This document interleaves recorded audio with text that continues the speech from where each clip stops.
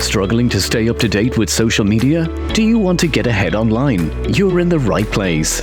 Welcome to the Public Sector Marketing Show, the podcast for public sector professionals who want to elevate their digital communications. Here's your host, Joanne Sweeney. Hello and welcome to Season 6 and Episode 99 of the Public Sector Marketing Show. The influencer marketing industry is worth over €21 billion and growing. For anyone scoffing at the sector, you would do well to sit up and take note. We are living through the creator economy where social networks are paying influencers to create and brands are paying influencers to promote their product or service. Creators are winning on the double.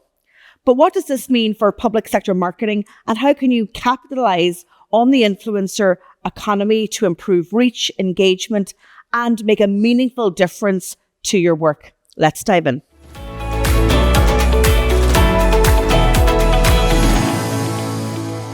So in today's column, I'm asking the question, is it time to embrace influencer marketing in the public sector? If you are an avid listener to this podcast, you will know, Joanne, you've asked this question before. What has changed? Well, that is the question. What has changed in 2024? And do I think that public sector should engage with influencers? The answer is yes, because they present a remarkable opportunity for you to reach specific audiences on a whole host of topics that ordinarily you might struggle to do yourself. Influencer marketing, I believe, is powerful for public sector for a number of reasons. Firstly, it provides you with relatable content. And I was having this conversation with two separate government agencies in the last week. And I said, guys, if there's one thing that you need to know about social media in 2024 is that you need to start producing relatable content. And that's not static graphics or creating posters. This is about having people front of screen that the citizens that you're trying to talk to sees a little bit of themselves in. So when you work with influencers, you get that immediacy of relatable content because the influencer is that relatable person on screen representing you. Influencer marketing also brings attention to a serious public interest campaign or a set of messages. And of course, everything that you do is in the public interest and you're doing it from a place of good meaning and good intention. Influencer marketing influences citizens to better inform themselves. Very often you get accused of, not sharing enough information or not doing enough. But the other side of that coin is that we as citizens, we have a responsibility to seek out the information and to inform ourselves before making any decision that affects us. So by engaging with influencers on a specific campaign, you can have deeper and more meaningful engagement on really niche topics. It also makes your public sector role more tangible. Very often citizens feel removed from you. Maybe they don't understand why you exist or feel that you're not relevant. But having a really smart, creative influencer marketing campaign can make what you do and your role really tangible. It also allows you access to audiences that are hard to reach. So you may be struggling to reach new citizens of Ireland, older people, maybe it's youth, and engaging with an influencer who has organically amassed that community by themselves by creating relatable content provides you with an open door. This is a really good reason you can access TikTok audiences without having a TikTok account. So the government ban that might be in place in your agency, you can circumvent it by engaging in a TikTok influencer marketing campaign. Maybe it's your objective to grow your Instagram account, and what better way than to collaborate with an Instagram influencer. And then finally, I'd say, you can start a national conversation about any topic. Of course, you want to have your influencer aligned with your views, with your objectives. You want to make sure that any previous content that they would have produced maybe doesn't jar or contradict your agency. And then you want to have a set of guidelines and a brief for them in terms of creating content. Obviously, you don't want to control it. It needs to be authentic and true from them. And they need that creative freedom. So there are lots of reasons to embrace influencer marketing in 2024. And the question is, will you? Public sector pros, do you want to progress in your career? Are you going for promotion? Do you want to stay ahead of the digital media landscape? We can help you. View our training calendar at publicsectormarketingpros.com. So let's talk about the 2024 influencer marketing campaigns and how you can weave these in to a public sector influencer marketing strategy. So the first trend of 2024, which I think you'll be happy to hear, is all around employee advocacy and using internal voices for external impact. So this report from Ogilvy suggests that we are sitting on influencers within our own organizations that we're not utilizing to best effect. LinkedIn have previously said that when an employee speaks about their place of work on the LinkedIn platform, it increases brand reputation of that organization by 600%. So when you're thinking about influencers, maybe the influencer is a member of your staff. Secondly, and I mentioned this in a previous episode around TikTok trends, and this is called sonic influence. And that simply means the sound of influence. So we're leaning into the voices of your agency and leaning into, those music trends, those quirky, short voiceover clips that have gone absolutely viral. Maybe there's something that you were saying in your agency that has an opportunity to go viral, or that an influencer can take some of your messages and weave their own voice into it. Cultural influence is another big trend in 2024, and especially around sport. And this report is talking about driving influence beyond the field. Now, sports personalities and professionals have been influencing for decades. They've always been the stars along with the stars of the big screen. So having a look at those sporting influencers and what opportunity they bring to influence, as the report says, off the field. I was interested to read this one because live streaming has kind of gone off the social media radar for the last couple of years. I mean, you guys were live streaming your press conferences during the pandemic, but this is about bringing the faces and bringing the conversation closer. And when you go live with a purpose. And when people see you live, they take note. They want to stop the scroll and they want to see and hear what you have to say, because live stream just brings a different urgency, I guess. And it's saying in the report, and I love this phrase, live streaming from second screen to mainstream. So social media pre-recorded video being the second screen and then live streaming being the main screen. I like that. I'm going to use that myself again. The next trend, and I really like this one, sustainable influence, influencing for a better tomorrow.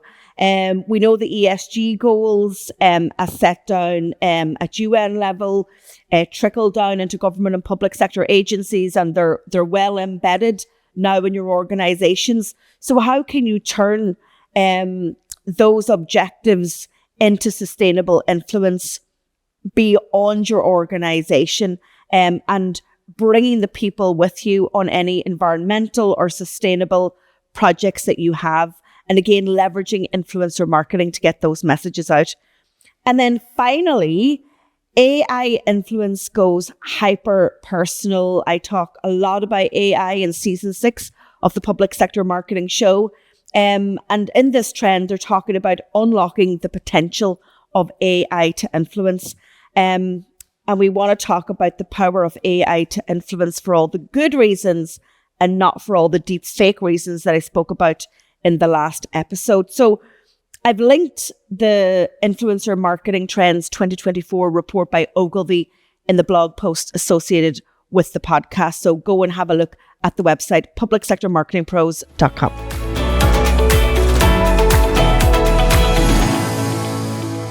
Dr. Irene McCormick, thank you so much for joining me on the Public Sector Marketing Show. Thank you for having me, Joanne. Well, listen, you have a massive career, and while you're in higher education now, you spent 20 years in TV, making programs, winning awards, but you've stepped now into higher education. Tell us a little bit about your backstory and then moving into education. I remember going to an interview for my interview, to join SETU back in the day, 14 years ago. And they were saying, your CV, Irene, it like goes on and on and on. I says, yeah, it's like the Dead Sea Scrolls. And when I look back at it now, I feel tired. I think being in the media is a bit like owning a pub. It's a young person's game. You're doing a lot of different jobs. And I'm looking at RTE now, and I lived that kind of contractor's life where you went from one job to another, very intense for, say, 6 months.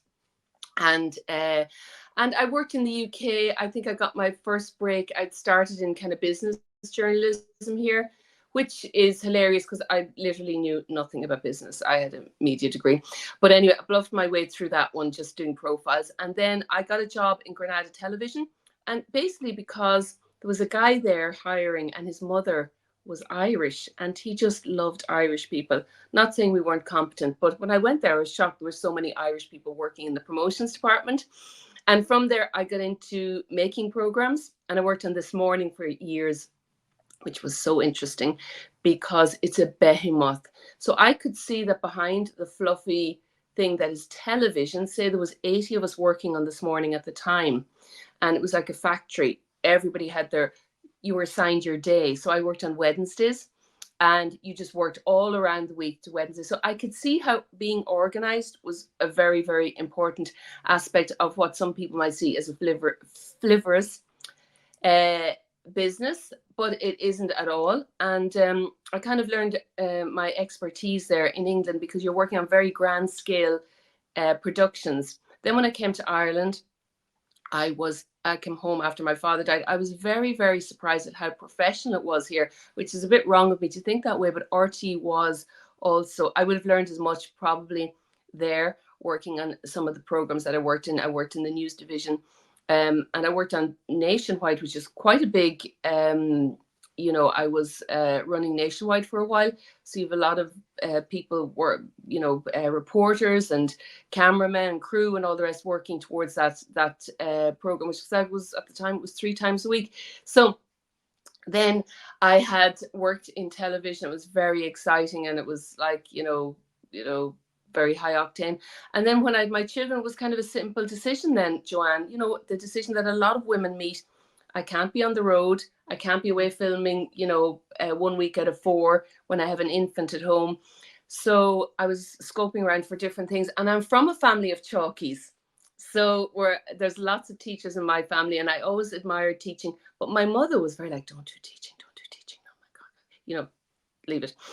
But I went to Waterford and I did a part-time master's there, and I really loved it. I loved it so much. I really loved doing that. It was a master's in teaching and learning. And it was through that I had that when the job came up in SETU and they were looking for a practitioner and lecturer. I was really only finishing my master's, but thank God I'd started it. So I got the job. And then they were brilliant because I enjoyed it so much and said I'd like to do a doctorate. They funded my doctoral studies.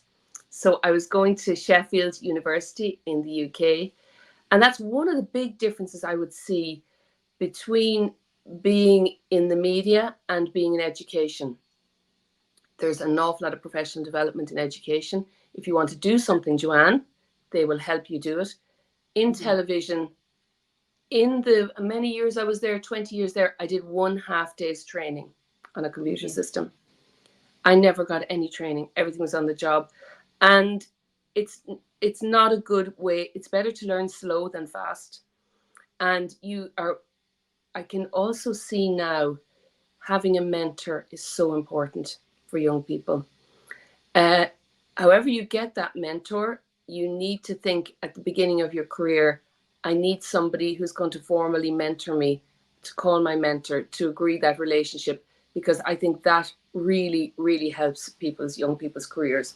So there's the two pieces of advice: is get lots of professional development and get yourself a mentor, and there are great people out there. But so I love education. And at the time I was hired, they were very interested in practitioners. So I had a lot of heavy practice, and maybe I was light on the academic side, but I bolstered myself by doing the doctorate. But now I see, there's much more move towards people having doctorates. In SETU, you're not going to get an interview unless you have a doctorate, and you're not going to get an interview unless you've got a doctorate of publications. Probably you're not going to get the job. So they're moving a little bit away, even though the content of the courses is still very practical. They want you to have both things. They want you to be an academic who has some industry experience as well. So I've been managed to merge the two, and I'm in a good position now. And that's really how I've got to this kind of level in my career, that I'm, in academia, you always have to keep going. There's no resting on your laurels. But I'm sure, Joanne, you'd agree in anything. You have to just, keep upskilling and adding things to your abilities. Yeah, and that advice of getting a mentor for a young person, and I mentor my daughter. Sophie's 28, right? She's and a chartered accountant, but she's also actually lecturing at University of Galway. And I only mentor her when she asks for my advice, right? Because she's my daughter. But it's so important. But even as an adult and with over 20 years experience myself, I also have mentors, those guides and those sound voices that can, really guide you and help you make best decisions for yourself. And I used to work in journalism, and I can see totally how the CPD and the ongoing professional development is lacking in media. I've been employed for 15 years, so I do it myself, but I wouldn't be here, just like you say, unless I didn't invest in myself and go with the times. Because I was a broadcast journalist learning shorthand. You were making television, and now we're here to talk about content creation, social media, and influencer marketing. And who would have known we would be having this conversation in 2024? Now, the headlines around this course have been amazing. You've got loads of coverage, and it's been billed, and I've billed it in this show, is like Ireland's first third level accredited influencer marketing course. It's got loads of attention. Why do you think it has? Well, it was very interesting. It's a story of taking opportunities, basically, Joanne.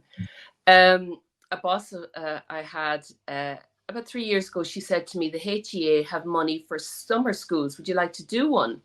I thought, I've never done one of those. Well, okay, I'll do that. And I was scoping around for something to do. And we had a student on the course, Lauren Whelan, and she is a big, big TikToker, and she had 1 million at the time. I didn't really understand it. And, I could see she was doing it as a side hustle. And I was listening to Radio 4. I'm an avid listener of Radio 4. And I got great ideas out of that. And they were doing something on side hustles. So I thought, why don't I do something on side hustles? And I asked Lauren, would she, be an ambassador for the course? And then the more I thought about it, the more I thought, okay, let's get more of these young people who are doing this side hustle. And I, at the beginning, Joanne, I actually couldn't get anywhere with it. I was building it, and I had loads of brilliant people. And I had also a lot of people, young entrepreneurs. So let's say we have a bit of academics at the top of the day, then we have the young entrepreneurs, then we have the young influencers, and the Q&A and prizes. That's kind of the format it had. I had something built, it was really good, but I hadn't been able to publicize it. I had sent loads of stuff out, but I wasn't getting very far. And, you need 30 students to run so I had about 20, and I thought, what the hell? So I had a friend who was working in the Sunday Independent. That's where the connections come in. And I said to her, what do you think of this? And she said, I think it's a brilliant idea. And she gave it to somebody on the desk. And within a week, there was a quarter page in the Sunday Independent. And I woke up on Monday morning, Joanne, and there was over 250 applicants. Wow. The next day. So whoever says people don't read newspapers, it was such a validation of newspapers. So I was like, oh, geez, we'll have to build a bigger boat. And then I noticed the college were taking more notice of it. We ramped it up and we did a lot. And it was so good. But I used that summer school as a kind of a research hub as well. I was taking in what everybody was saying. I was seeing what the students, it was online actually. And I was, seeing what was going on. I learned a lot from that. So then I thought I'm going to do it again the next year. So I did it the next year, but looking at more the profession, the money side of it, a lot had changed in a year with influencer marketing. So the first year I got some phone numbers and I was ringing all these young influencers and they were literally like mice at a crossroads. So I could see, they lack professional behaviors. What if there was some kind of help for them in that way, some program that helped them with their professional behaviors? Because you'd ring somebody and then you'd be in fear, God, they wouldn't turn up. And then you'd hear they were in Miami or something and they were like, you're so low priority. And from year 1 to year 2 of doing the summer school called the Digital Hustle, I noticed as well another thing, the emergence of agents. So the first year I just rung people up. Hi, Marie, what about this? And the next year, no, firewall, the agents. But then I thought, God, that's really interesting. Okay. And I got some agents on, Irish agents, American agents talking about the business. Very, very, very interesting. So it was after that we thought about it for a year and thought, okay, well, it takes a long time, 2 years to pull a program together. You have things called PP1, PP2. It's like, building the children's hospital. But so then eventually it was put together in this big Bible and we launched it in September. And again, we weren't even really, it just caught fire. We haven't called it an influencer degree. The media decided that. If they want to call it an influencer degree, I mean, essentially, I said at the very least, this is an amazing marketing opportunity for our new university. The university opened in May. Then we see by September, I'm talking to the Washington Post about SETU. Yeah. I'm talking to Fox News about SETU. Fox News are using footage of SETU. Amazing. I'm talking to Canadian Broadcasting Corporation, SETU. But I'm also using that as well as research to learn more about the position of this new career, let's say. Maybe not that new, but it was very interesting because sometimes I would be paired with influencers, so let's say the media are hoping the influencers say this is why would you be doing this? I'm doing it already. But actually the influencers were quite supportive. And the general thing that came from that was, well, if we'd done a degree like this, we wouldn't have had to spend 5 years hulking about in the trenches in our bedrooms, and it would have helped us professionalize ourselves a lot earlier. And so then that also, helped build the course, oriented the course. And we have it built now. And then the first year you keep looking at it to see if there's any, tweaks that need to be made. I think it'll run through a cycle first, and then we'll see if there's new things to be done. But Joanne, influencing is person branding. It's basically digital marketing for the person. It's not that nobody else is doing it. Yeah. Loads of people are doing it, but they're doing it with a corporate bent. They're thinking about working for agencies. So they don't think so much about the person branding themselves. So that's where, I think that's where the tweak is coming. That's why, but I definitely think a lot of it is people in their 40s and 50s getting really overexcited, triggered, as we say, by this notion that upstarts could go out and make a lot of money, selling their selves as a brand. But why not? So I was interviewed by the Times UK last week around influencer marketing and government and public sector engaging with influencers. Oh, obviously wow. To reach minority groups, targeted audience, youth audiences. And as you say, it's just personal branding and marketing at scale and leveraging digital platforms. But you're going to be bringing out cohorts of graduates who are specialists in content creation and social media. You work in the public sector now. Is there a role for influencer marketing and public sector to get together? Oh my God, 100,000%. Oh my God. I notice sometimes on the radio somebody being sniffy and so much of the 150,000. Tourism Ireland or Fáilte Ireland spent 450,000 on influencers. Sniff. The best money they ever spent, they ever spent to reach that market. And we could see during COVID that governments who are on top of things were trying to get influencers to influence young people to get the vaccine and negate some of the more unsavory ideas about the vaccine. And that was good for society. And it's only forward-thinking people that think like this. So you have to employ marketers who understand influencing and can reach out to these young people, and you can see the benefits of it straight away. You can actually, if you put something in a magazine, you mightn't see straight away the way I did with the Sunday Independent, but you can see, through the metrics and all these kind of what would you say, instruments, that if the message is getting through or not. So I think it's absolutely wonderful. It's actually fantastic. But I don't get, it's like saying, oh, the younger generation, they can't spell, they can't read, they can't walk, they can't talk. Like, you are wasting your time. They're the future.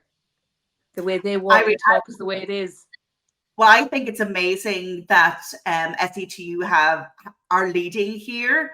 And I'd love to come and speak to your students whenever you have the first cohort up. I'd really love to. For sure. That would be great. And That's very interesting. The first year we ran it, we had an academic who specialized in public, how do you call it? It's public health. And she'd written a book about influencers and public health messages. And she was talking about that very thing. Like, in America, they've been onto that like several years ago. And like, somebody on the radio said influencing is 15 years old. I'm not sure if it's 15 years old, and it's metastasizing so hugely at the moment, if that's the correct word. So we don't know what it is exactly just yet, but I know for a fact it's not going away. It's not a flash in the pan. It's like saying, will the internet go away? No, it's not going away. So we're kind of enjoying the naysayers because it's quite funny. But, it's a chance for young people to push themselves towards this degree this year. But a lot of degrees you do, let's face it, especially in the media, marketing and the arts area, you still have to go out and make your career. It's not like you're an accountant and you're just going to walk into Deloitte and Touche. Do you know what I mean? It's a different kind of a career, but it's a different kind of lifestyle, and that's what people want. Yeah. Well, listen, I'm going to watch the evolution of this course with interest. And as I say, me too. I'll be in touch. But thank you so much for joining me on the podcast. And Joanne, I'm going to be in touch with you as well, because at the back of it all, it is marketing. And marketing is driving a lot of economic activity. And also now we can say marketing is driving societal thinking. So it's a lot more important than maybe people are aware of. Yeah, well, listen, we're singing off the same hymn sheet, and I know my listeners and viewers will really appreciate this conversation. But Dr. Irene McCormick, Senior Lecturer at SETU Carlow, thank you so much. Thank you, Joanne.